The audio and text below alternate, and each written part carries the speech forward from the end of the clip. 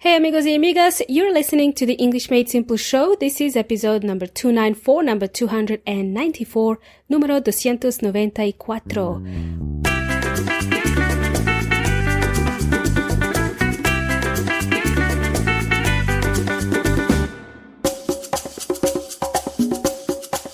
Welcome back, amigos y amigas. Welcome back. This is your host, Milena speaking. You're tuning in to the English Made Simple show.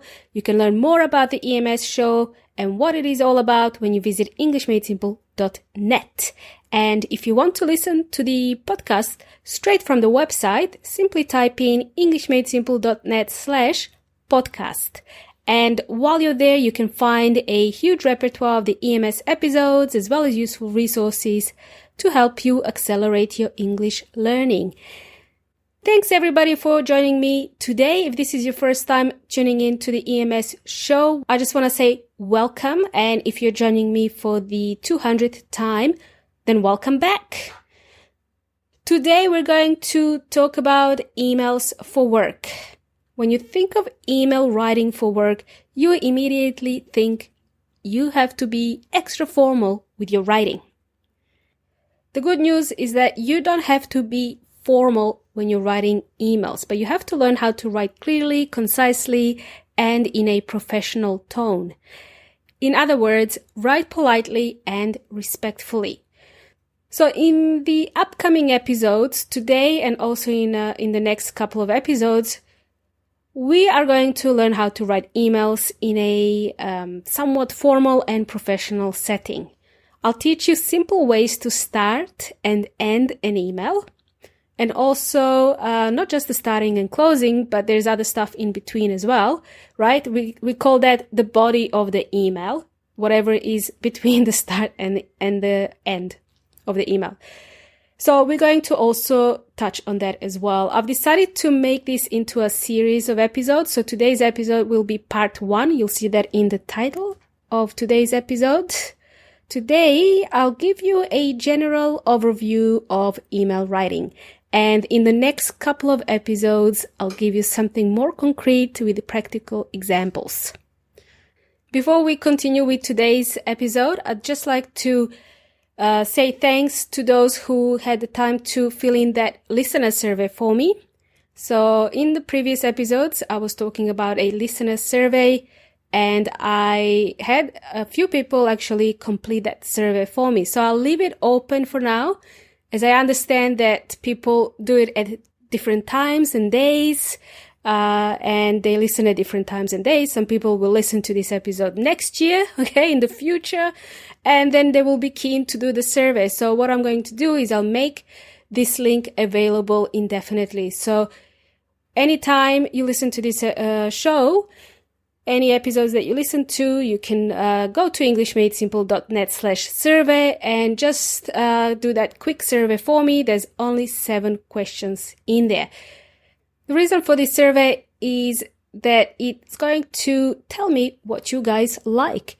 So it's going to help me create content around the topic that you guys are interested in. So I'm really happy to see that we've reached 50 responses so far. So that's really cool. I was really impressed when I saw that. Thank you. That was my goal, actually, just to get to number 50. I think the number 50 is a nice number that will give me a better understanding of what you're struggling with when it comes to the English language, when it comes to learning the English language. And the majority of you, what I found so far through these answers is that the majority of you need English for work. You see? Really helpful for me to know that. And now you understand the reason behind today's episode. You understand why I'm doing these episodes about email writing. So if you have a couple of minutes to spare, go to englishmadesimple.net/survey. If you haven't done it yet, it will be a great help. Awesome. Now let's begin with today's episode, amigos y amigas. Let's continue.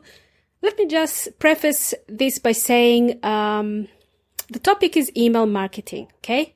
Now, I'm old enough to remember what life was like before the emails were invented, okay? So I'll give you some time to think about this last thing I said. So I'm old enough to remember what life was like before the emails were invented, okay? Before we had emails in our lives. And now that you had some time to think about this, you can also calculate my age in your head if you have the time. So what was that time before the emails, okay? No, I wasn't born in the time of dinosaurs. I'm not a dinosaur. I understand dinosaurs didn't have emails either. No, I wasn't born before at the time of dinosaurs. I was born in the early 80s. So yeah, it's close enough. 1980s BC, before computers. So I have seen life before electronic email came about. You see, we were still using the snail mail back then, okay? The slow snail mail, okay? The communication was super slow back then. People were sending physical mail to communicate with one another. Can you imagine that? I remember receiving letters from friends in the mailbox, physically in the mailbox, not inbox, okay? And I would be so excited to receive these letters from my friends and then take time to handwrite my reply and send it back to them, okay? I had to go to the post office and mail it back to them. Actually, now when I think about this, I used to have a really nice handwriting. Nowadays, I just type and my handwriting is quite inconsistent. I have to remember how to write my signature. It's crazy. You see, writing letters in the 90s or 80s, what early 90s, when did internet came about? 95? 94? I should know. I was there. So writing letters back then was really my Facebook. So if you think of Facebook and now you exchange messages with friends, it's all instant. Well, we didn't have that luxury back then, okay? We had to write letters physically with our hands, handwrite letters.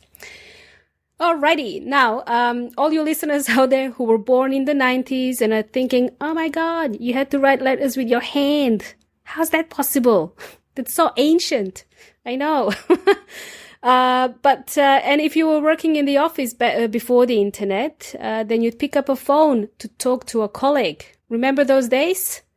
Nowadays, people email their workmates, even if the workmate sits opposite them.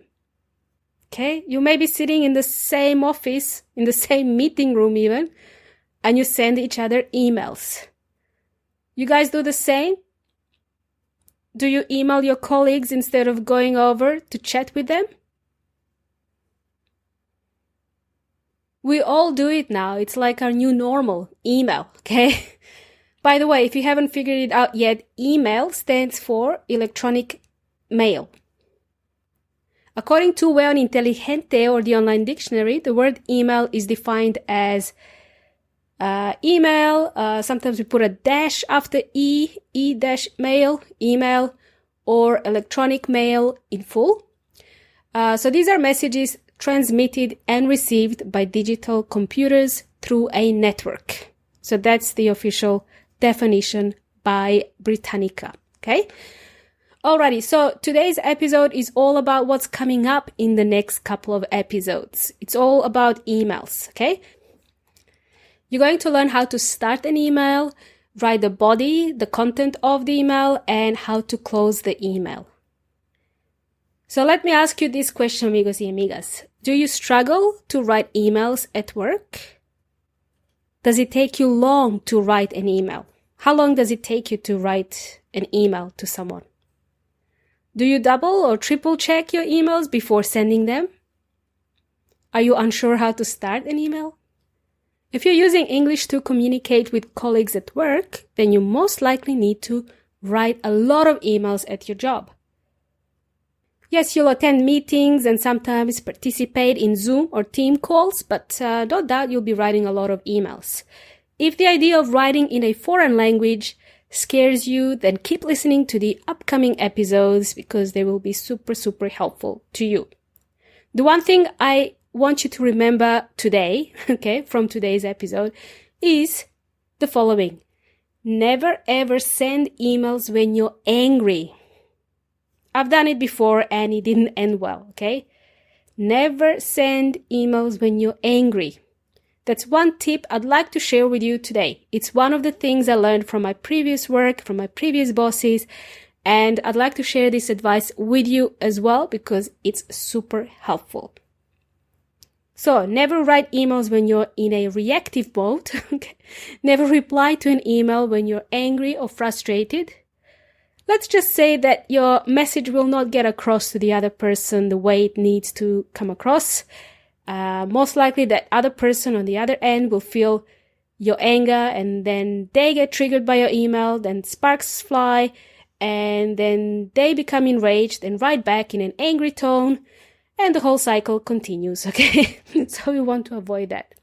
If for any reason you're feeling angry about something that's happened to you at work and you need to compose an email on the same day or within the same hour to somebody, then I urge you to step away from the computer and return when you calmed yourself down. Go outside for a walk, grab some fresh air, grab a coffee, text your friends, do whatever you need to do to calm yourself down. Then return to your computer with a different mindset and start typing. Okie dokie? I'm glad you're listening to me and taking this advice. Now over to you, amigos y amigas. Do you want to write me an email? Do you want to write an email to me? Well, you can. You can send me an email directly. You can write directly to me. Online, you don't have to send me physical letters, okay? You can write to me at my first name, Milena, at englishmadesimple.net. I have thousands of people listening to this show, but only a handful take action. Let's see how many of you decide to email me after listening to this episode. Email me and answer me this one question. If there was an online course about email writing, would you be interested? Send me an email and let me know if you think email writing is something you'd like to learn. Looking forward to reading your emails, amigos y amigas. Alrighty, it's a wrap for today. This brings us to the end of today's show. Thanks for listening and thanks for tuning in to today's episode. Watch out for the next one. You're always welcome to visit englishmadesimple.net/podcast to continue listening to the rest of the episodes. It's been a pleasure and I hope you've learned something new today. If something wasn't clear, be sure to send me an email. Like I said earlier, send me an email at milena@englishmadesimple.net or send me a message on Facebook and Instagram. I don't really check social media that often, but I do check my Insta feed, so don't be shy to send me a message if you like. You've been jamming with Milena from English Made Simple. Until next time, hasta la próxima!